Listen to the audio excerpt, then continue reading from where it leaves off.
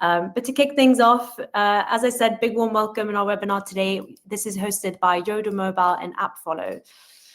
And just to give you a little view into the webinar, today's session is all about App Store optimization foundations. So those who are early into their ASO journey and want to focus on really getting the building blocks and understanding how you can roll ASO into your wider app marketing strategy, this session today is for you. And just to make you aware, we do have another webinar coming up in 4 weeks' time, which is all about more advanced ASO tactics. So if you're a little bit further along in your ASO journey, we'd love to still have you with us, but maybe that session might be a little bit of a better one for you.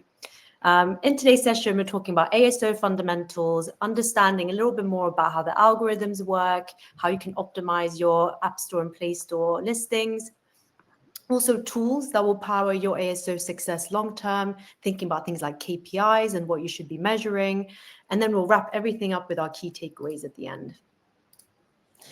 And we have two expert speakers with us today who I'll introduce. But firstly, I'm your host today. I'm Arazu. I'm also based in sunny West London today, as Kai is. I am the agency growth director at Yoda Mobile. So I lead the growth initiatives for the agency across new business and marketing. And I also like to get involved in a webinar now and again. So today I'm also joined with Yaroslav, who is a senior professional services manager at AppFollow. Little wave there. During his career, he's worked with top app publishers, helping them to improve their visibilities in the stores, increasing conversion in-store, and to outperform their competitors as well. So he will be sharing a lot of very cool things that you can do with ASO tooling. Kai is also our second speaker on today's call. He's a senior BDM at Yoda Mobile. And I will say he's a true ASO enthusiast. Kai loves to keep his finger on the pulse, and he has audited and offered ASO and app marketing solutions for hundreds of apps in his time at the agency over the last 4 years. So you're in very expert hands today who should be sharing some very key insights on how you can make sure that you get your ASO foundations up to scratch. Just to introduce the agency a little bit more, Yoda Mobile, we are an app marketing agency and current title holders of App Marketing Agency of the Year, actually, which is great. One of the longest standing agencies in the space. We launched more than 18 years ago, actually a month before the iPhone hit the market. So we've definitely seen the whole App Store evolve and change in that time. And because of that, we created our ASO services maybe 5 or 6, 7 years ago now. And we're one of the first practitioners to really develop ASO as a strategy. We were recently acquired by Neil Patel Digital. So we're now part of a bigger, wider family covering the full digital spectrum, having launched and scaled more than 2,000 apps in that time across pretty much every category in the app stores. And I'll just hand over to Yaroslav to do a little intro on AppFollow. Yeah, sure. Hello, everyone. I'm Yaroslav from AppFollow. AppFollow this is the customer experience platform, and it makes it easier to understand what customers are asking for by helping you connect with your users in a deeper level. AppFollow fosters empathy and understanding, leading to be better app performance and app satisfaction. Lovely. Thank you, Yaroslav.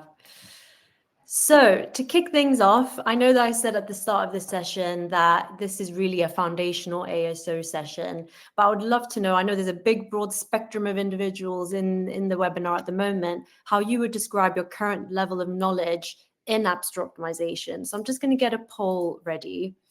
And please submit your vote. That is in the poll section on the side. And I would love to hear how you guys rate your ASO understanding and knowledge. So that should have just come up in the poll section on the right-hand side. Okay, we're getting some answers through. Okay, we have more advanced and intermediate, actually, individuals in the room, which is great. So maybe we can add a little bit more detail. We do have some insight into how ASO is evolving and changing. It looks like intermediate, as in you've applied some ASO tactics, but still have gaps, is in the lead. I'll give it maybe 10 more seconds. Okay, so very broad spectrum of individuals, and hopefully there'll be a little bit for everyone in the session today, and some good insights and tactics that you can apply to your ASO efforts. But if you do have specific questions, as I said, please put them into the chat. No matter what level of proficiency your ASO is at, you have 2 individuals, again, on this call who are going to be definitely able to answer them and support your ASO gaps. Before I kick off, I know that this is, standard knowledge, but ASO is super important. And the reason for that is the App Store listing is really the bottleneck in the journey for getting an app user and an app download. So no matter where your user comes from, they are going to land on the App Store. So making sure that you are as discoverable as possible and making sure that you are as high converting as possible is essential. And actually, there is a lot of power for being visible in the app stores, both on Google and iOS, because 65% of an app's downloads come from an organic search. So that can be a search for your brand, a search for a competitor, a generic search, something related to, the product or benefits that your app offers. That means that out of every 10 installs, 6 to 7 of those come from high intent users actively searching for apps like yours. So having a good organic strategy and leveraging ASO is really a powerful acquisition tool in your toolkit for growing your products. And finally, user behaviors and just the landscape in general this past year has been very interesting. It's developed in a lot of ways. We could say it's a bold claim that ad effectiveness is declining. A lot of these platforms are moving to very automated and AI-led processes in terms of targeting and in terms of setup, but also we're getting a lot of AI ads and AI-generated creative. So there's a huge amount of saturation, more than ever before, when it comes to acquiring your users from a paid perspective. And in fact, even over the last few years, CPI costs on Google, Meta, and TikTok have more than doubled. So it's ever more expensive to acquire a user through paid channels. And ASO is a very, very good tool to help, really reduce that cost and bring in some organic acquisition.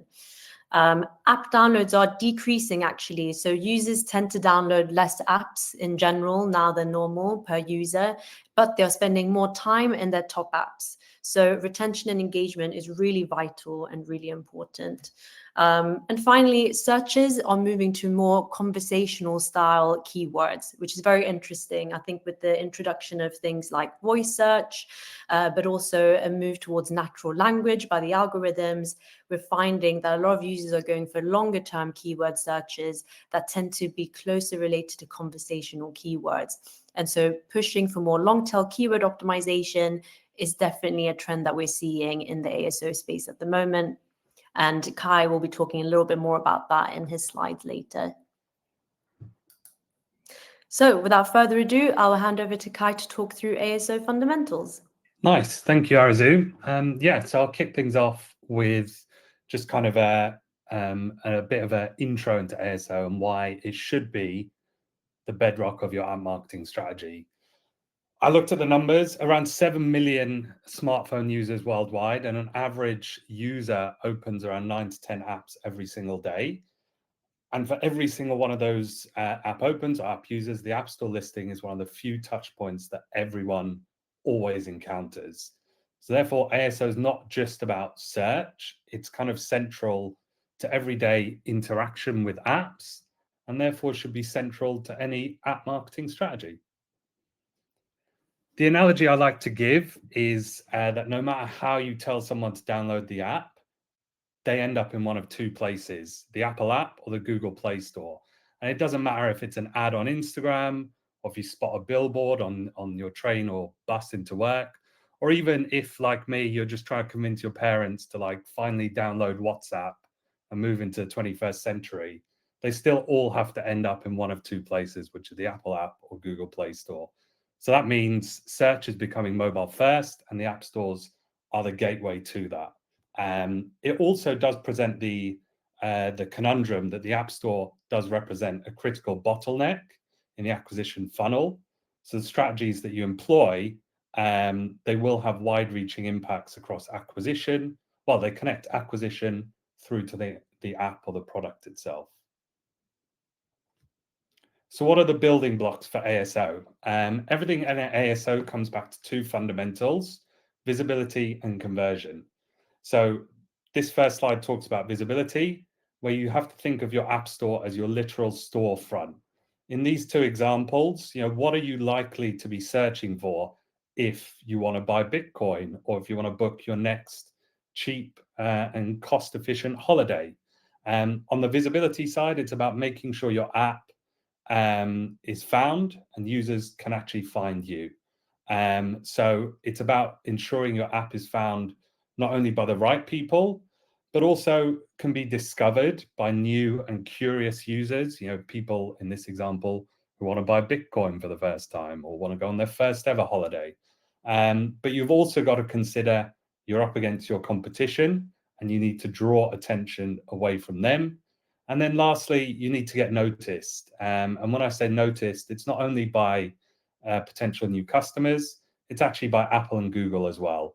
Because a good ASO strategy gets noticed by Apple and Google, and it puts you a couple of steps ahead or a couple of steps further down the line towards actually getting featured. So then if we think back to the previous example and look at the second building block, which is actually store conversion. So what's actually going to make you, in this instance, download Expedia and Binance? And it's not just because they're yellow and black, although that could play a significant role. It's all about actually conversion. What on the page actually compels you to download and educates you as to why this product, in amongst all of the others that could do a similar job, should be the one for you. So the conversion building block is all about improving the conversion performance of all of those acquisition sources that I mentioned, educating people regardless of culture, language, what currency they use, and a multitude of other things as well. But also adding an element of social proof, you know, telling the user that this app is right for them and millions of other people agree or can vouch for that. And then also compelling people to actually download your app as opposed to others. Cool. So we've talked about the building blocks, but what are some of the actual elements that you can own as an app marketer in order to boost your visibility and conversion? The stores do look different, as I'm sure everyone knows, and there are differing variables depending on whether you're optimizing on iOS or Android. Starting here with Google Play, and I've given the example of Burger King. You can see there are a number of different factors varying from visual to the text-based, i.e. your metadata and keywords, and also the console-driven aspects as well. So things like tags and the choice that Burger King have made to be in the, if you can see it on the screenshot there, food and drink and the restaurants category as well. Continuing to Apple, you'll see that whilst the layout is there are some similarities, there are also enough differences to make it so that you do need a differing strategy. There are differences in the way that the visual is laid out.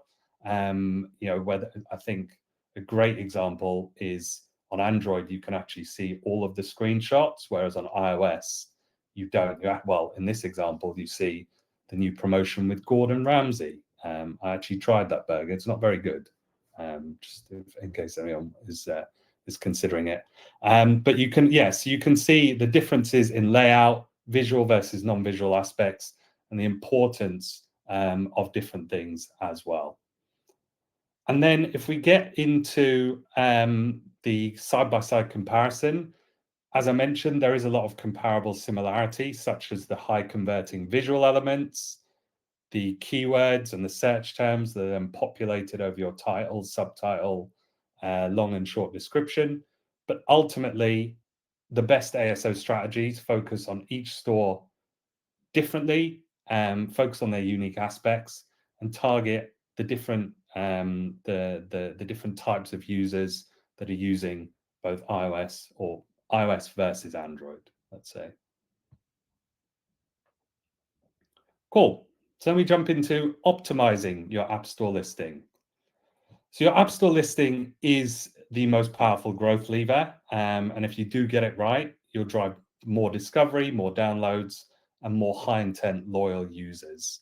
We've obviously covered the why. So now for the next few slides, we're going to be moving into the how. And essentially optimizing your store listing is a very practical, but it has to be an ongoing strategy or process that touches both your search, your conversion, the trust, and retention. Think of it like your storefront, just one that's on your screen as opposed to maybe a physical one. So it needs to be discoverable, welcoming, trustworthy, and designed to convert and get people using your product or your service. So in the next few slides, we'll cover ways in which you can optimize your storefront to maximize the likelihood of someone choosing your app. I think the first and most important one is actually understanding the competition. Competition in the App Store does differ to what you might expect in other environments. In the App Stores, most verticals, if not all, are highly saturated, and they're saturated with competitors, both direct but also indirect as well. For example, for a brand like Tinder, obviously you will know, or I trust everyone on this call will know Tinder, but they'll have obviously similar competitors for the likes of Hinge and Bumble. But they'll also have some of the budding or growing challengers in this category, such as Coffee Meets Bagel, Field, or Breeze, which are some new kind of challenger brands in the dating app sector. They'll also have to consider the fact that what might be a competitor here in the UK or in the US might not be the same direct competitor in other countries. For example, Meef in Korea and Badoo in Italy present two of Tinder's biggest challengers in those respective countries. And then also, going back to what I said earlier, limited screen time, limited app usage. There are going to be the major app store players, the ones who are just seen everywhere, and the ones who will be monopolizing app store visibility. So think the likes of YouTube, Snap, TikTok, Reddit, etc. So then once you've had to think about your competitors, it's important then to research and target the right keywords. It's a non-negotiable to be discoverable where users are searching. But then you have to think how and where are the users actually searching.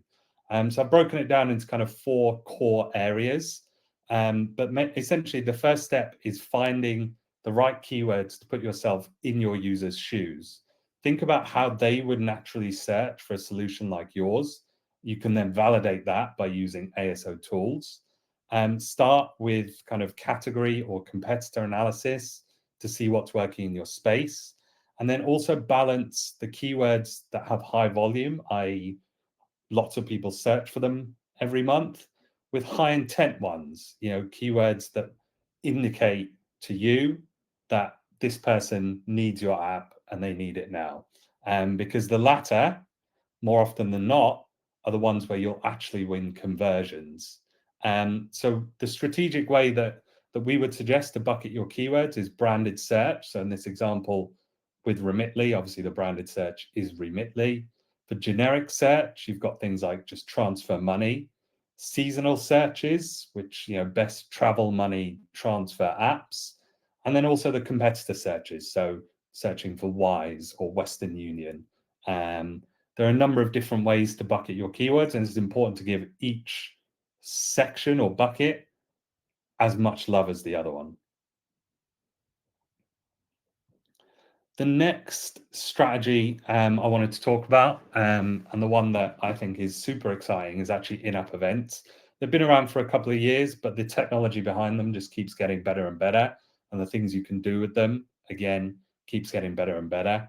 They allow you to essentially put a spotlight on seasonal campaigns, events, product launches, or special offers right in the App Store. That ticks kind of 2 boxes when it comes to visibility. First, it keeps your listing fresh and compelling for new users. If you think back to previous slides to the Gordon Ramsay image for Burger King, but also it helps to actually re-engage or reactivate lapsed users and those who might have forgotten about your app.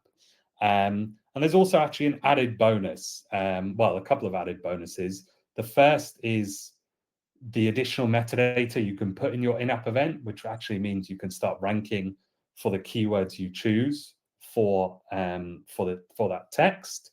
And the second is Apple and Google actively look for events when deciding what apps they want to feature. So running in-app events, again, puts you a couple of steps ahead of the competition down the road towards getting featured. And then just to highlight the power of in-app events, we worked with a client called DataCamp, and they needed to tick 3 boxes fundamentally: boosting app visibility, launching a new course around ChatGPT, and it's reactivating some lapsed users. And for those of you who don't know, DataCamp offer online training courses in the world of tech, IT, AI, and things like that. So we knew in-app events could tick all of those boxes, and the results proved it, with 80% growth in app re-downloads, 22 newly ranked AI keywords as a result of this in-app event, and a 25% growth in organic app proceeds, i.e. revenue, as a result of running this in-app event. And that's all over the 30-day period that we set this in-app event live. So it goes without saying, they can do wonders if used correctly.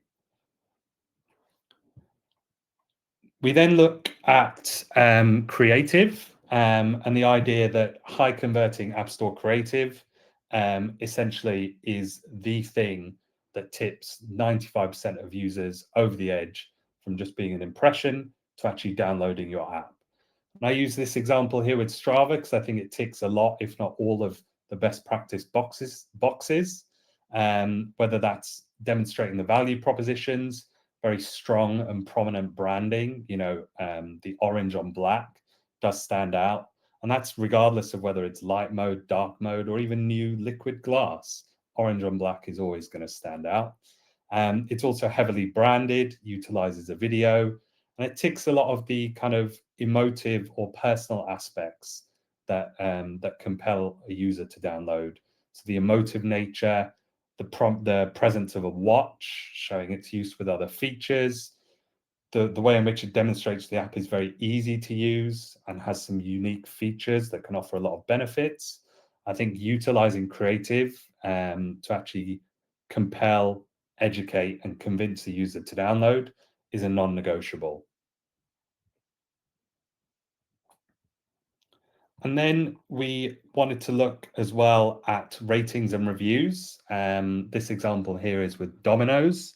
I know there's been Domino's and Burger King on this presentation. So social proof is essential for a high converting store listing. The higher your star rating, the more likely people are going to have trust and faith that your app can deliver what they require. I think some of the key considerations of social proof when it comes to ASO is the metrics that are front and center, such as the volume of reviews, the star rating average, and even the fact of replying to reviews. Users do check that before downloading. We've seen it with countless clients in the past. Also, once they're in the product, looking at how you utilize the review prompt placement, how you capture more reviews to build that 4.8 in this case, and that 2.13 million as well. And it's also worth noting, if your ratings are low, they can have a very wide negative impact. Apple and Google will notice it, so you'll be lower down certain search rankings. You'll have a much lower chance of getting featured. And then from kind of a user or personal perspective, you're less likely to convert a user because they don't trust your app as much as a competitor. Cool. I can't answer that question. It appears to be a fragmented sentence. Please provide a complete question. That was just my Google speaker recognizing that I've been talking about Google all this time. That's technology for you. Anyway, looking ahead, so I wanted to also pull out 3 core things per device that we feel are kind of changing or evolving the game when it comes to ASO. Some of these may have been around for longer than others. Some of them are very new and fresh, but I definitely thought it's worth highlighting these. For iOS, I've pulled out the AI-powered review summaries. We looked just a couple of slides earlier on the power of reviews, and now Apple and their algorithm are automatically generating highlights of user reviews, influencing even more so than before that first impression on your app page. So if the overall sentiment is negative, the AI-powered review summary is front and center going to present a negative overall sentiment to any potential new user. So it does really reinforce the power of reviews and why you should care about it. And the second is organic custom product pages. This is very, very new, as in it launched in September 2025. But custom product pages on iOS can now appear in organic search results, which means you can create new intent-based storefronts beyond the realm of traditional paid campaigns. So that's super powerful. If you think back to the keywords example we gave with Remitly, they could now, in theory, be creating bespoke store listings for each one of those keyword buckets. And the last one is in-app events, but their power as a re-engagement tactic. So Apple's in-app events can now be utilized as a direct way to re-engage lapsed or churned users. So if someone's had your app but hasn't used it in a while, we see this a lot with apps around events that is quite seasonal, be it Black Friday or the World Cup. You can now reactivate them through the power of in-app events. And then on Android, so three things that I've pulled out. You'll notice as well, they're completely different to iOS. Again, just reinforcing the need for or a strategy that encompasses both store listings and looks at them both on an individual level. But for Android, the three that I've pulled out, the first one is just talking more about the power of creative. You can now have multiple YouTube videos on your store page, almost like a video carousel, which kind of supports the use case of storytelling, creative testing, education, and actually compelling someone to download. The second one, again, it's relatively new, but it's the cart abandonment reminder in the Play Store. That's what the screenshot is there on the right. So Play Store or the Google Play Store can now trigger notifications for users who drop out of your purchase flow mid-purchase. So that, again, reinforces the power of the App Store as a new lifecycle touch point to hopefully drive incremental increases in revenue. And the last, but by no means least, is the evolution towards natural language. There's been a massive shift in the way users search, partly driven by AI, and the way in which users search has drifted more towards natural language. So that therefore means that Apple and Google, but Android in this instance is leading the way, is adapting their algorithm to make sure that apps and their metadata are better aligned to natural language and appear for more natural language search terms.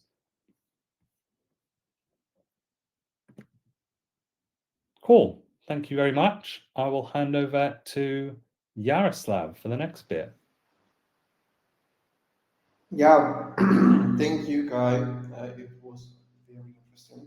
So today I will talk about the tools that power your ASO success. So tools. This is more about the organization of process, not about the theoretical thing where we should pull the keywords, etc. But how we should organize our work. So first of all, of course, how we should working with our growth strategy and which one key tools we need to work with the keywords. First of all, our main goal is the increasing our organic traffic, of course, just because we are working with the ASO and our conversion rate. All our marketing stuff are about working in one loop. We're setting up hypothesis, then testing it, implementing it, analyzing it, and then the loop are work once more.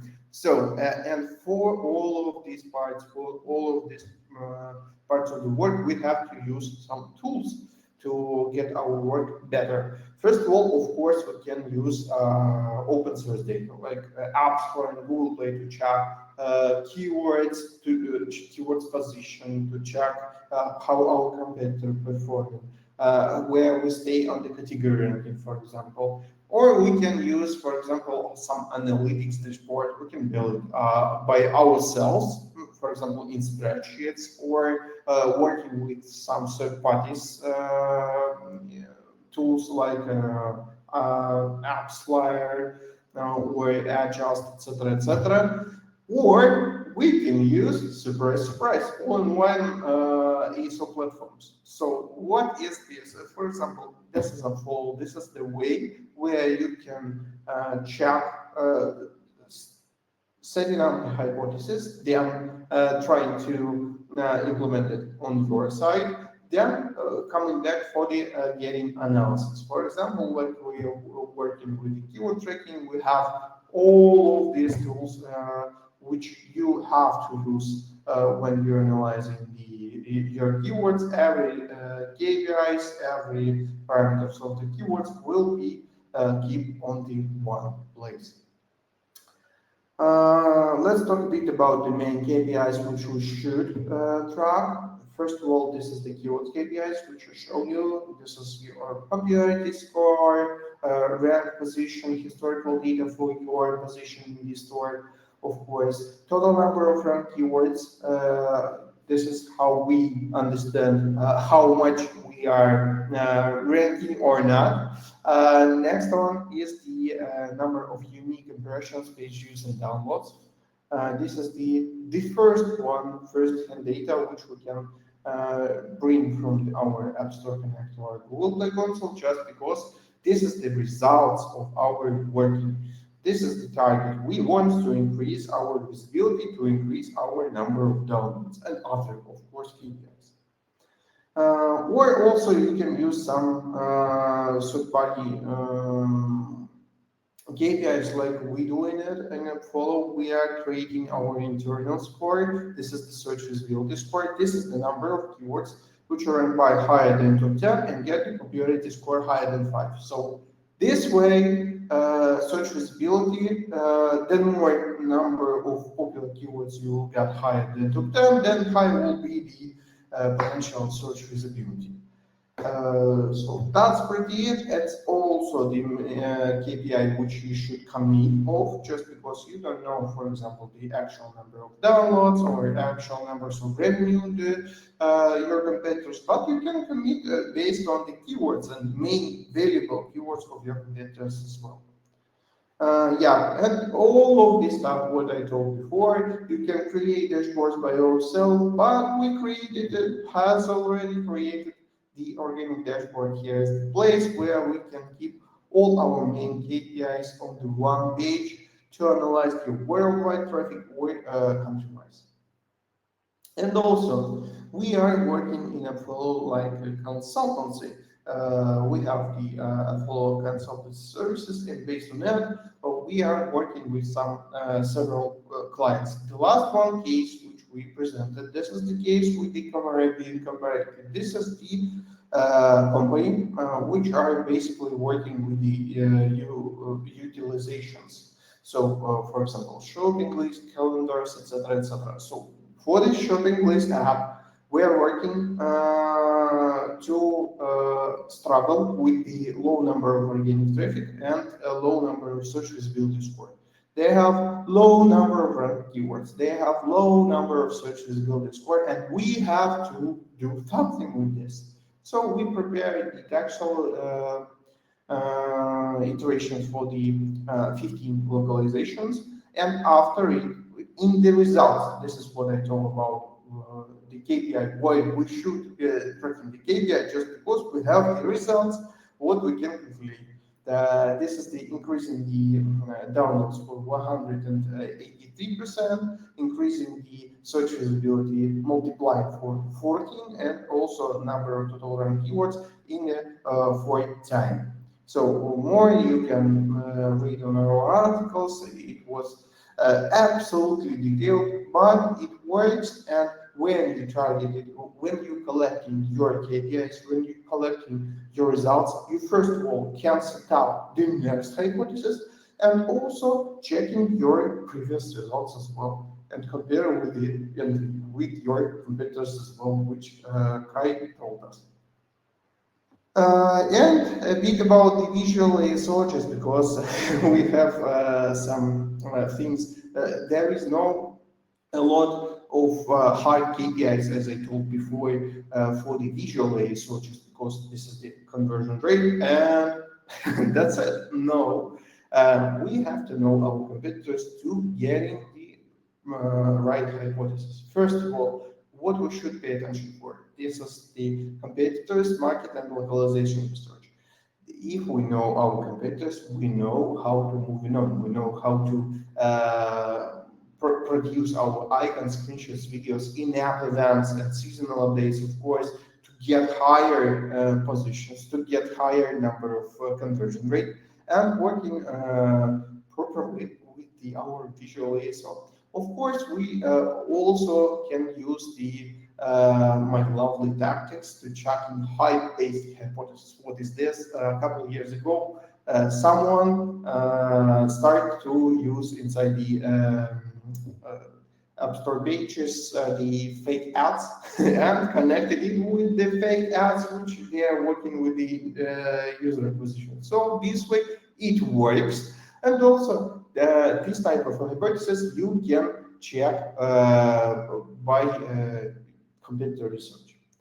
And last but not least, absolutely, this is the ratings and reviews management. You have direct connection with your user.